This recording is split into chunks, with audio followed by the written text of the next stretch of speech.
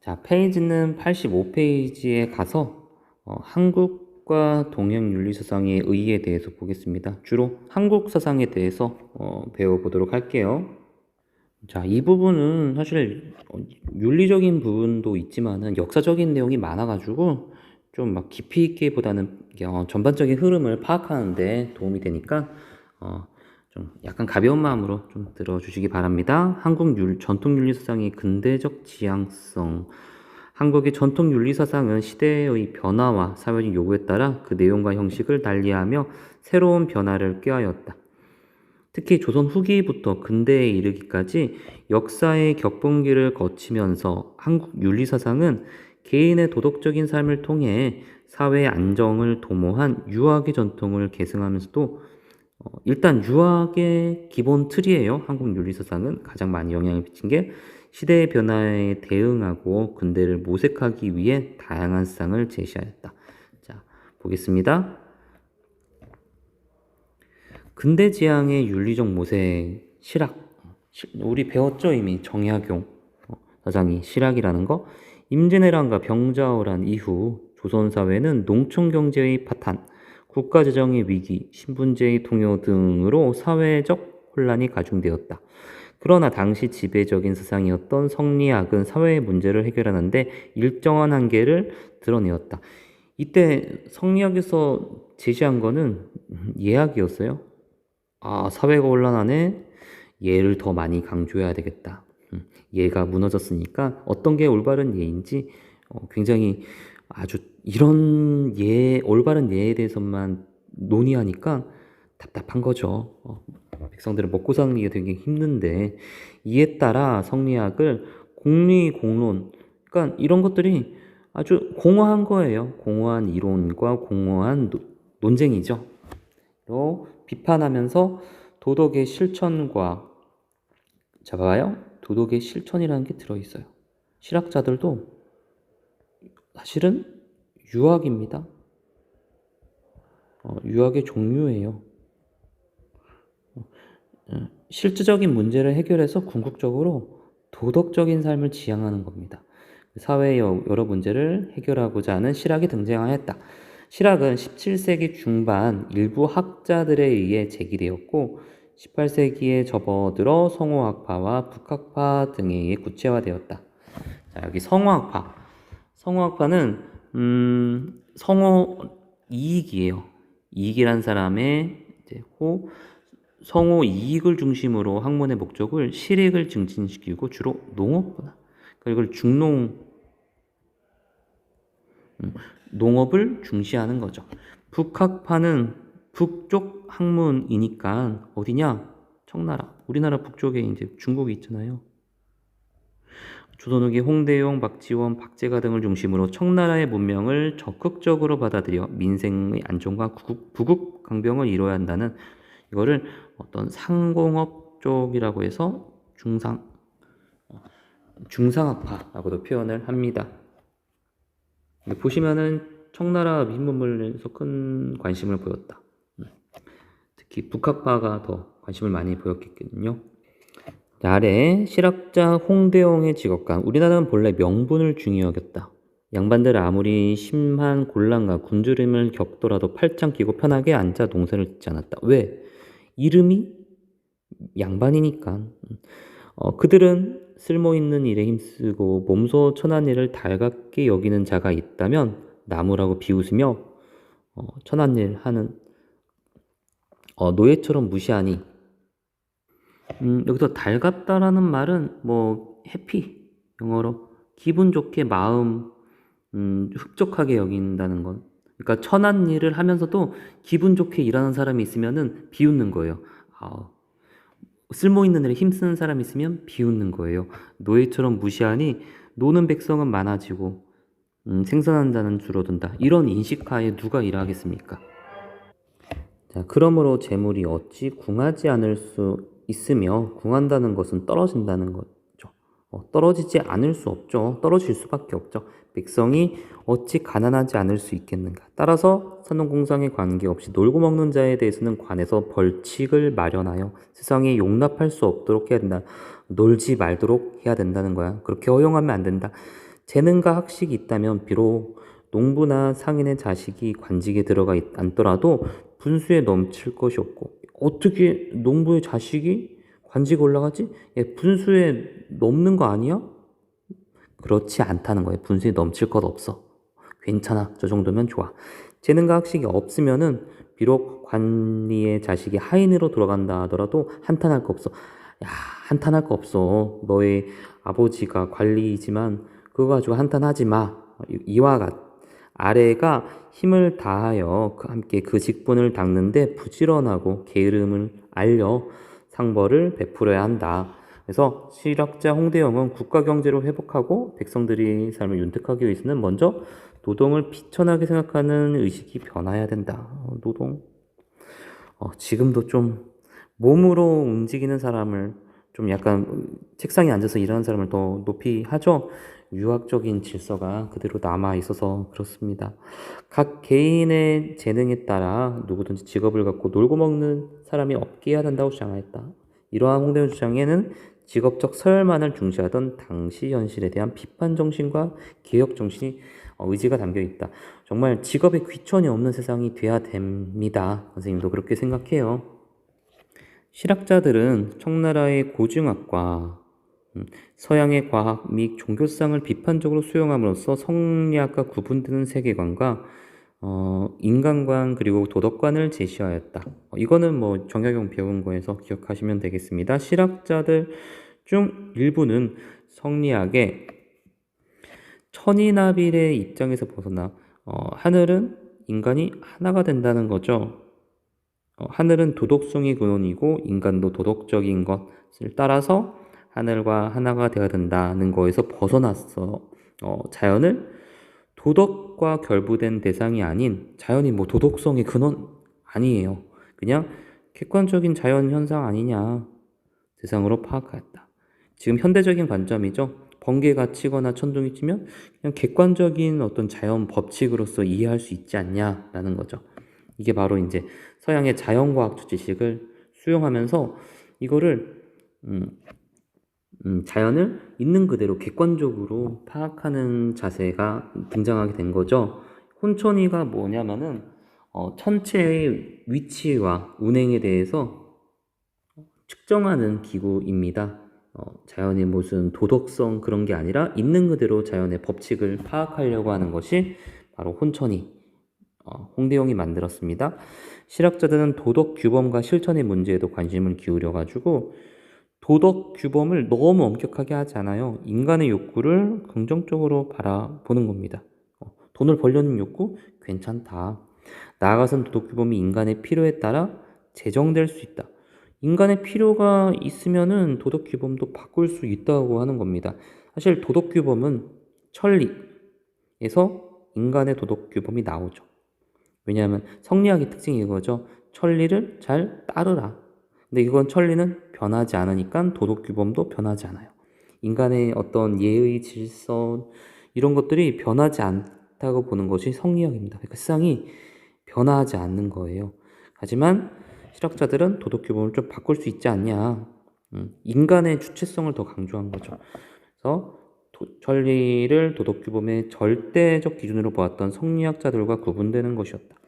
아울러 실학자들은 우리의 역사, 지리, 문화, 군사, 언어, 풍속 등에 대한 독자적 탐구를 전개하였고 우리의 역사, 이를 통해 혼란한 사회를 수습하고 민생 문제를 해결하는 일에도 관심을 기울였다. 이는 중국 중심의 화해권에서 벗어난 자주적 학문의 개척이었다. 이러한 실학 정신은 경세치용 보면은 여기 학문의 세상을 다스리는데 실질적인 이익을 주는 거. 이거는 중농 쪽에서 주장합니다. 그리고 이용우생, 기구를 편리하게 쓰고 먹을 것과 입을 것을 넉넉하게 한다. 국민생활, 이거는 중상에서 강조합니다.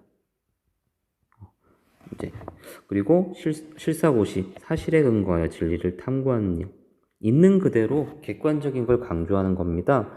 그래서 공리공론, 성리학 같은 걸 떠나서 정확한 있는 그대로 눈으로 보이는 것, 객관적인 걸 강조하는 학문 태도가 실사고시예요. 사실에 근거해서 오롯이에요. 진리를 구하는 겁니다.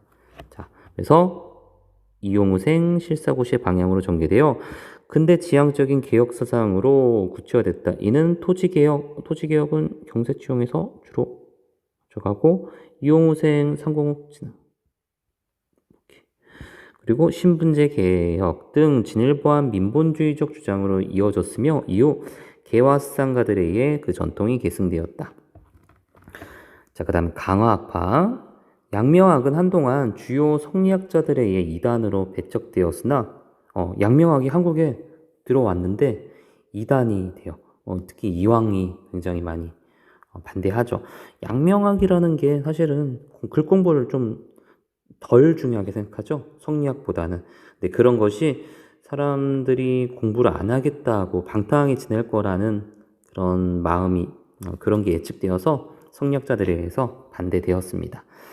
조선 후기에 이르러서는 새로운 사상적 흐름을 형성했다. 이 시기 양명학적 흐름을 주도한 정제두라는 사람이 대표 한국 양명학자인데 왕수인의 여러 주장을 받아들여 독자적인 학문 체계를 이룸으로써 강화학파의 사상적 근원이다. 정제도가 양명학을 어디서 공부했냐? 강화도에 가서 공부했어요. 섬이죠. 멀리. 그러니까 좀 중앙에서 공부하기가 좀 어려웠기 때문에 그쪽으로 갔습니다. 정제도의 학문을 계승한 강화학파는 사물의 이치에 대한 탐구를 강조한 성리학 입장에서 벗어나 성리학은 객관적 사물의 이치를 하나하나 탐구하죠. 그것이 아니라 주체로서의 참된 자아의 각성과 생활 속의 실천을 중시하였다. 자, 양명학에서는 심정리를 얘기하죠. 마음이 이치다라는 거예요. 이때 이 마음은 누구의 마음입니까? 바로 인간, 개인 마음, 그러니까 나의 마음 아닙니까? 그러니까 이것은 곧 주체성을 강조하게 되는 거예요. 참된 자아, 욕심에서 벗어난 깨끗한 나의 마음을 깨닫고 그래서 내가 깨닫는 대로 생활 속에 실천하면 되는 거예요. 이런 효의 원리를 성리학에서는 객관적으로 하나하나 사물의 책도 읽고 막 대나무도 관찰하고 막 그러죠. 근데 심증리를 강조하는 양명학은 그냥 내 마음을 돌아보면 돼요. 내 마음. 인식 주체로서의 나가 바로 도덕 문제의 판단 기준이라고 주장하면서 내 마음에 다 이치가 있으니까 내 마음이 느끼고 판단하는 대로 행동하면 되는 거야. 참다운 마음. 다만 욕심이 없어야 되겠죠. 이치를 알고 이를 실천할 것을 강조했다. 강화학파는 양명학을 비판적으로 수용함과 동시에 도교와 불교까지 수용하는 등 개방적인 학문 태도를 취하였으며 내 마음이 도교와 불교에도 가면은 그것도 하나의 수용할 수 있다는 거예요. 실학뿐만 아니라 다양한 학문에도 관심을 가지고 연구를 진행하였다. 그러니까 성리학은 주자가 쓴 책을 굉장히 그게 진리라고 보고 경물치치할 대상이 주자가 지은 책이에요. 그것을 완전히 한자도 빠짐없이 다 배우려고 하는 게 성리학의 특징이라면은 양명학은 각자 개인의 마음을 깨끗하게 하고 마음을 바르게 하면은 거기서 나온 것들이 하나의 진리다. 그렇게 개방적인 마음을 갖고 있습니다. 그래서 다양한 학문에도 관심을 가지고 연구를 했고 그리고 일제강점기에 이르러서 민족의 자주성을 주장하는 그러니까 주체성을 강조하는 게 바로 양명학이에요. 그래서 강화파 학자들이 일제강점기에는 독립운동으로 빠져요. 이들의 정신과 사상은 국학진흥에 힘썼던 정인보 등에게 이어졌고 여러 민족주의 학자들의 사상에도 영향을 주었다. 국학, 우리나라의 고유한 역사, 풍속, 신앙 제도를 연구한 학문이다. 그 다음 페이지. 이와 같이 실학자들과 강학파 사상가들은 실천지향적이고 실용적 가치를 중시하는 사상적 흐름을 형성하였다. 또 다양한 분야에 대한 학문적 관심을 확대하는 계기를 마련했고 하지만 이들 대부분은 몰락한 양반의 후예이거나 말단 관리였기 때문에 그들의 학문과 사상이 현실에 반영되기에는 역부족이었다. 자, 그 다음에 넘어가겠습니다. 근대 격변기의 윤리사상. 19세기 조선은 커다란 변화의 위기를 겪고 있었다. 정치적 혼란과 밀란, 이제 백성들이 이제 먹고 살기 힘들어서 막 난을 일으키는 거예요.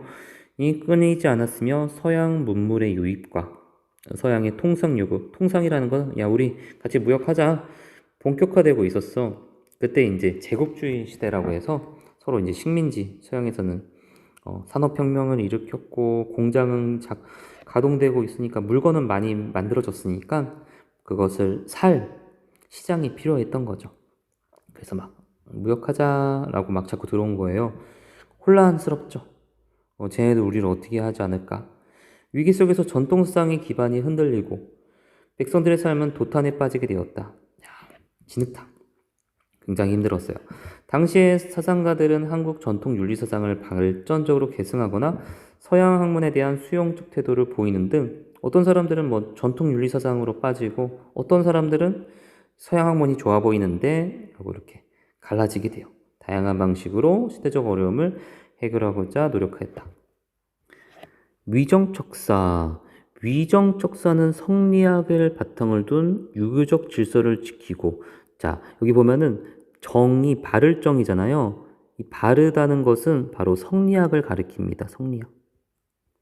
성리학을 수호하는 거예요. 지키는 거예요. 배척하는 거예요. 배척. 사악한 것은. 예를 들면 천주교. 서양의 것을 다 배척해야 된다. 서양의 종교와 문물을 배척해야 한다고 하는 주장이다. 즉 서구 열강의 침략 상황에서 유교적 일륜과 의리 정신을 국수하겠다는 입장을 할 수 있다. 위정척사를 주장한 대표적 학자로는 이항로와 기정진을 들 수 있다. 이항로는 우리의 문화와 정신을 지킬 수 있는 위정척사의 정당성을 강조했다. 기정진 역시 항소문을 통해 그들이 가진 끝없는 탐욕은 잘 봤습니다. 왜 무역하려고 하냐? 우리 거래하자. 돈 벌려고 하는 거잖아요. 그 팔아 넘기려고. 탐욕이죠. 잘 봤어요. 우리의 백성을 금수와 같이 만들 것입니다. 우리도 그 좋은 물건 같은 거 자꾸 길들여지면은 돈 벌려고 노력하겠죠?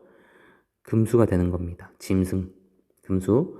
만약 통상의 길이 한 번 열리면 2, 3년 안에 서양화되지 않은 이가 없을 것입니다. 서양 물건들 혹하잖아요. 그때 물건들이 얼마나 귀중한 것, 중요한 것이 많이 있습니까? 철도, 전기 막 이런 것들. 위정척사는 우리의 주체성을 지키려는 의식. 어떻게 보면 우리의 것을 지키려고 하는 의식이 있는 거죠. 절의를 강조하는 선비정신이 표출된 것이다. 뭐 절의라고 하는 것은 뭐 절개, 어떤 꿋꿋한 태도를 신념을 말하는 거고, 그리고 이거는 의리라고 해서 옳고 그름을 강조하는 선비정신이 표출된 거다. 이항로. 눈 보면은 굉장히 도덕성을 강하게 지키려는 선비의 모습이 담겨 있지 않나요? 여기 나왔네요. 절개와 의리를 아울러 이루는 말. 이는 조선의 침략에 저항하는 의병운동으로 이어졌다. 그래서 위정척사파에서 의병운동이 나와요. 일본, 옳지 않은 일본을 이제 전쟁을 통해서 자발적으로 이제 싸우는 거죠. 자, 위정척사를 주장한 이항로양 상소문. 지금 국론이 두 가지 설로 다투고 있습니다. 서양과 화친할 수 없다는 것은 내 나라 사람의 주장이고, 그러니까 서양과 화친은 서로 이제 친밀하게 지낼 수 없다라는 것이 그 사람이 우리나라 사람이야. 난 동의해. 너 좋은 사람. 이런 말이고, 서양과 친하게 지내자는 것은 적국 사람의 주장입니다. 너는 이제부터 적이야. 자, 전자를 따르면 옛 문물과 제도를 보존할 수 있지만, 후자를 따르면 금수의 나라가 될 것입니다.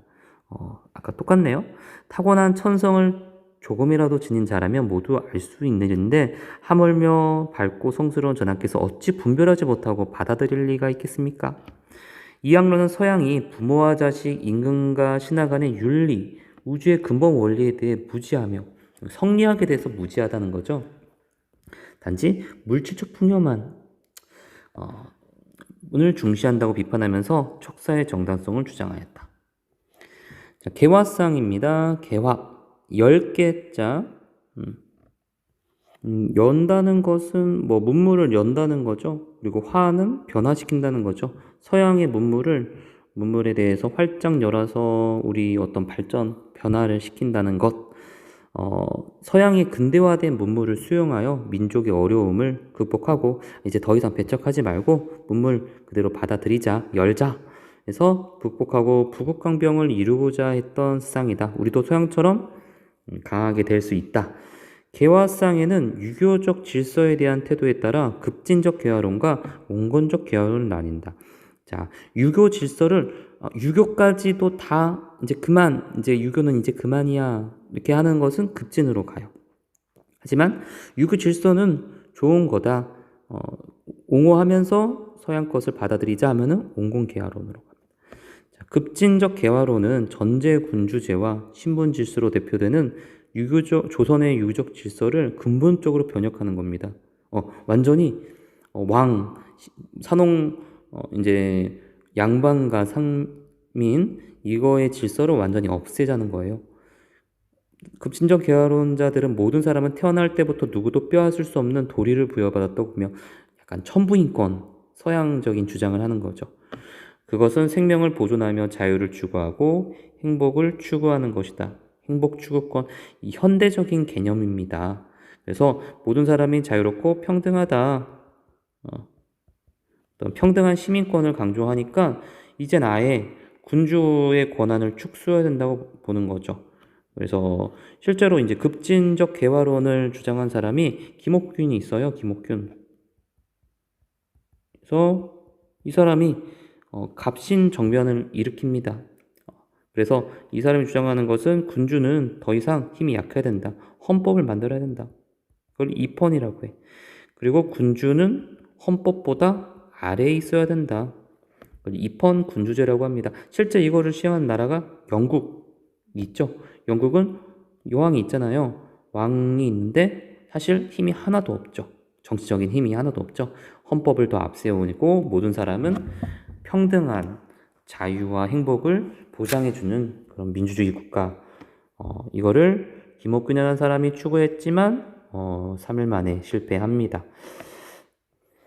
자, 온건적 개화론은 유교적 질서, 동도, 동쪽의 도리는 성리학을 의미합니다.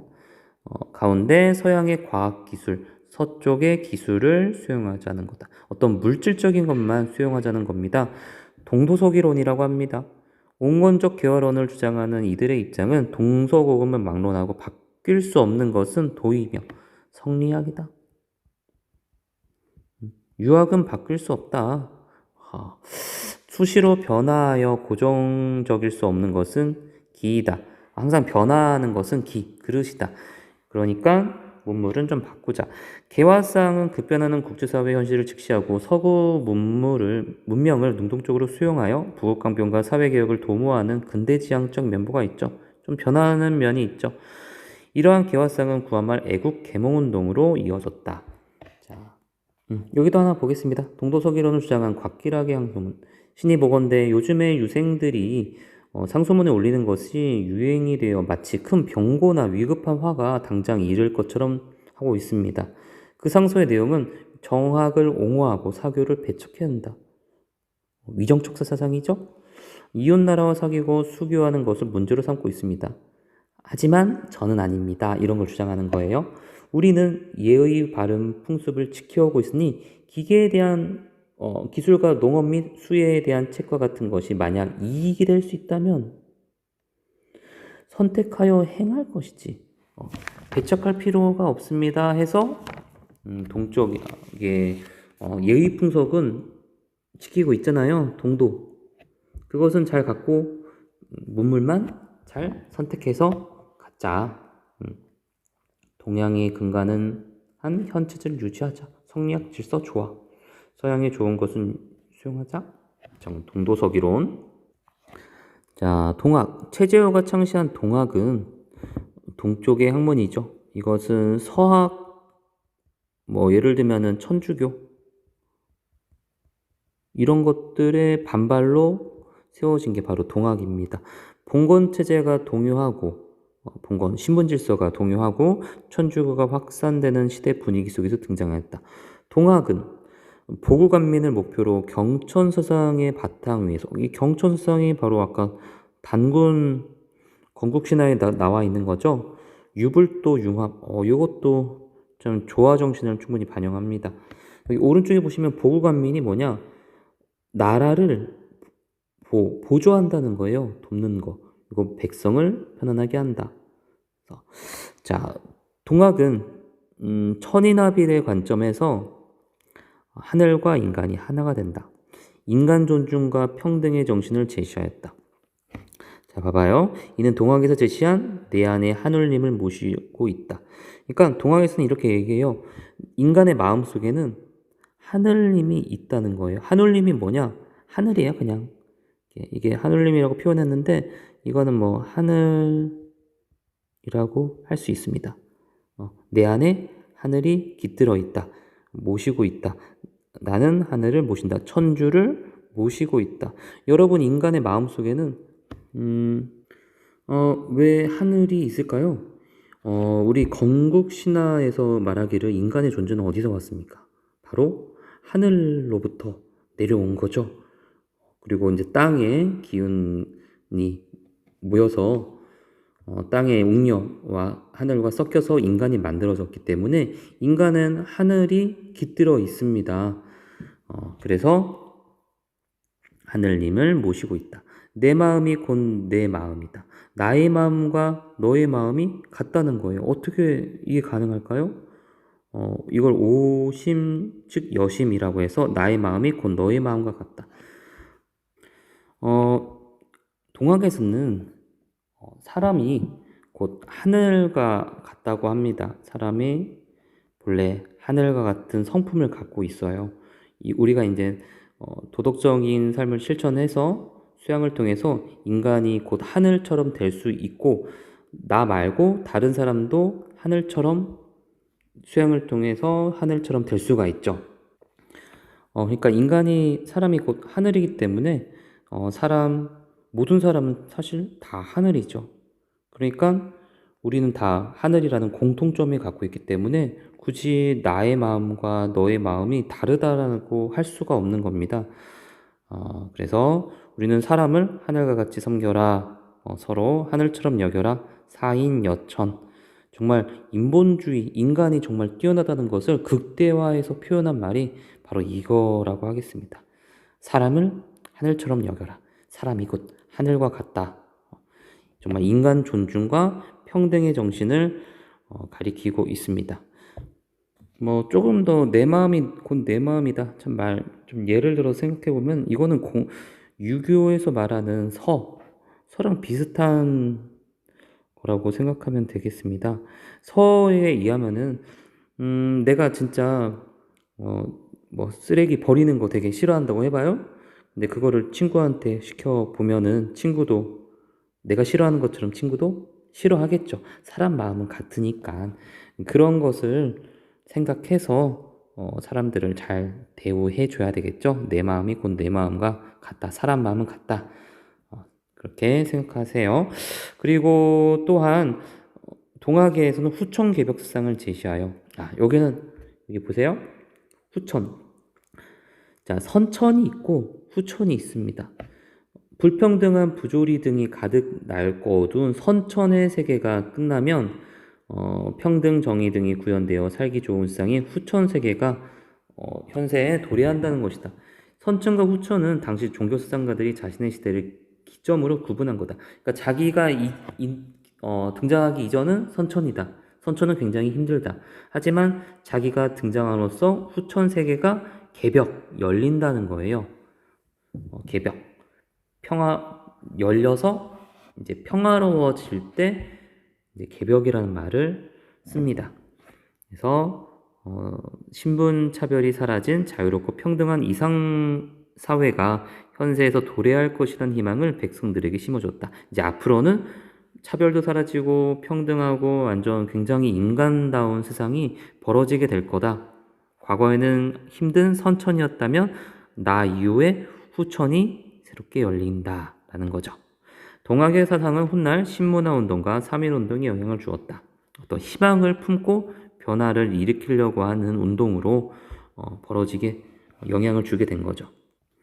한편 이 시기에 성립한 또 다른 근대 신흥 종교인 증산교와 원불교 역시 후천 개벽상을 제시했다. 똑같아요. 과거는 굉장히 힘들었는데 나온 이후로 후천 평화로운 세계가 열린다. 그래서 공통적으로 이제 굉장히 궁핍각과 차별이 사라진 평등한 누구나 평등하게 살아가는 세계가 열린다. 백성들이 고단한 삶이 이제 없어지게 된다. 근데 이러한 것들은 성과를 못 이뤄요. 실패합니다. 그러나 이들의 노력이 점점 이게 자주적이고 주체적인 민족 의식을 그대로 갖고 있던 거죠. 그래서 나중에 민족의 위기를 극복을 위한 어떤 정신적 토대가 우리의 마음속에 현대에도 계승되어 있지 않나. 그래서 열심히 살아가는데 도움이 되지 않나. 그래서 오늘날에도 민족의 번영과 발전을 위한 자양분. 자, 보면은 증산교 여기 부분을 좀 볼게요. 강일순이라는 사람이 만들었어요. 강일순의 호가 증산이에요. 증산. 그래서 증산 강일순이라고 불렸어요. 그래서 증산교라고 불립니다. 이 사람이 무속신앙과 유불도 사상을 재해석해서 만든 민족 종교입니다. 핵심은 해원, 상생, 보훈. 원한을 푼다는 것은 어떤 무속신앙에서 강조하는 거예요. 무속신앙은 이제 원한, 귀신의 원한도 풀어주고 하는 거 있죠? 이런 것이 해원, 무속신앙에서 강조하는 거고, 서로 더불어 살아간다는 거, 그리고 보은, 은혜에 보답한다는 거, 이런 것들은 불교, 도가, 이런 요소가 곳곳에 들어있다고 할 수 있겠죠. 자, 원불교는 이제 불교랑 원불교가 상당히 비슷한데, 공식적으로 보면은 원불교는 불교하고 다릅니다. 비슷한데 달라요. 한국식 불교라고 생각하면은 될라나요? 그냥 불교라고 설명하면 안 돼요. 박중빈이 만들었어요. 우주의 만물의 근원이자 모든 중생의 청정한 마음을 상징하는 이론상. 이론상이 뭐냐면은 이런 걸 이론상이라고 표현합니다. 동그라미. 이게 우주 만물의 근원, 원리라고 보는 거예요. 근데 그런 것들이 중생의 마음에도 들어있어요. 그래서 신앙을 삼아 불교의 현대화, 생활화, 대중화해서 불교가 기존에 막 변치 않는 거를 보다 현대화시키고 생활불교. 그래서 원불교에서는 머리를 다 기릅니다. 그래서 이제 우선 스님처럼 완전히 바깥에서 그 산속에서 막 생활하는 게 아니라 모든 사람이 일상생활 속에서도 불교를 믿을 수 있게 주장을 합니다. 완전 생활불교예요. 그래서 보은, 평등, 불공을 강조합니다. 참고로 이게 원불교예요. 여기 동그라미 원이 있죠? 머리 다 길렀죠? 일상인들이 종교 행사에 참여합니다. 여긴 여자의 권위도 상당히 높아요. 자, 여기 아래 내용은 사람이 곧 하늘이니, 아이고, 표현이 잘 안 되네요. 사람이 곧 하늘이니 인내천이죠. 그럼 동학이라는 것을 알 수 있습니다. 그리고 한울림, 이게 동학의 용어이죠. 그러니까 동학이 나중에 천도교로 이름이 바뀝니다.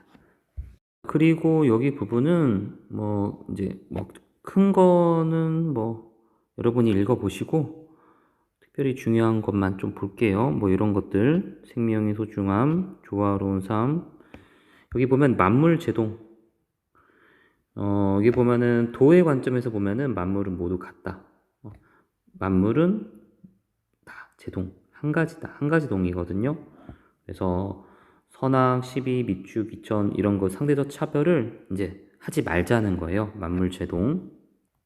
이 말은 장자가 주장한 그 도가에서 장자가 주장한 말입니다. 여기 보면 화이부동, 조화롭되 똑같지 않는다. 획일적으로 똑같으면 안 돼요. 자기 정체성을 잃어버리잖아요. 그래서 자기의 정체성을 갖되 조화롭게 잘 어울리는 거예요.